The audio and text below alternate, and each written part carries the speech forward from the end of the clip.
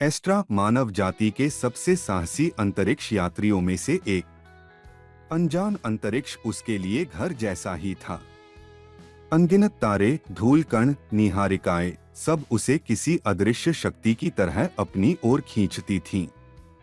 लेकिन इतनी दूर यात्रा करने के बाद भी एस्ट्रा को कभी कोई उन्नत सभ्यता नहीं मिली, जिनकी कहानियां ब्रह्मांड की गहराइयों में छिपी हैं। एक दिन पास के सौर मंडल को स्कैन करते समय उसकी नजर एक अजीब ग्रह पर पड़ी, सूर्य से बहुत दूर, जहां रोशनी पहुंचती तक नहीं। स्कैनर ने दिखाया कि ग्रह की सतह पूरी तरह से बर्फ से ढकी हुई है। मानो ब्रह्मांड के अंतिम छोर पर जमा हुआ विशाल बर्फ का गोला डॉट। जिज्ञासा उसे उस रहस्यमयी ग्रह की ओर खींच ले गई।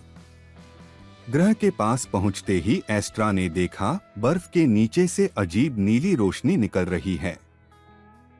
जैसे ही वह उतरी, उसे महसूस हुआ कि बर्फ के अंदर कुछ हिल रहा है।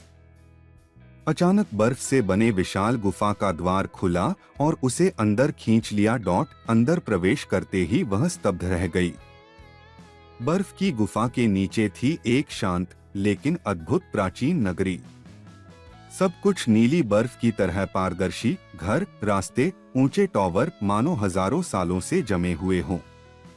कोई जीव नहीं, कोई आवाज नहीं, सिर्फ बर्फ पर उकेरे गए अजीब चिन्ह, जो शायद किसी खोई हुई सभ्यता की आखिरी निशानी थे डॉट। एस्ट्रा समझ गई, यह कभी एक उन्नत सभ्यता का ग्रह था, लेकिन भयंकर ठंड और सूर्य से दूरी ने शायद उन्हें हमेशा के लिए मिटा दिया।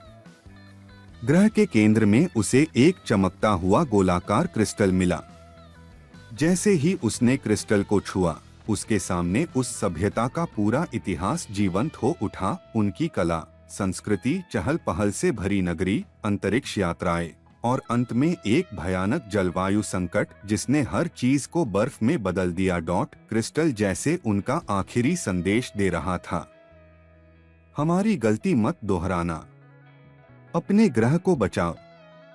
एस्ट्रा चुपचाप वापस अपने अंतरिक्ष यान में लौट आई। बर्फ का वह ग्रह धीरे धीरे दूर होता गया, लेकिन उसके दिल पर मानो एक भारी बोझ रह गया। एक सभ्यता का पतन देखकर उसे मानव जाति के भविष्य की झलक मिल गई थी डॉट। उसने संकल्प लिया, इस यात्रा का संदेश वह पृथ्वी तक जरूर पहुंचाएगी। ब्रह्मांड विशाल है, जीवन की कहानियां अनंत डॉट, और हर खोई हुई सभ्यता हमें एक चेतावनी देकर जाती है।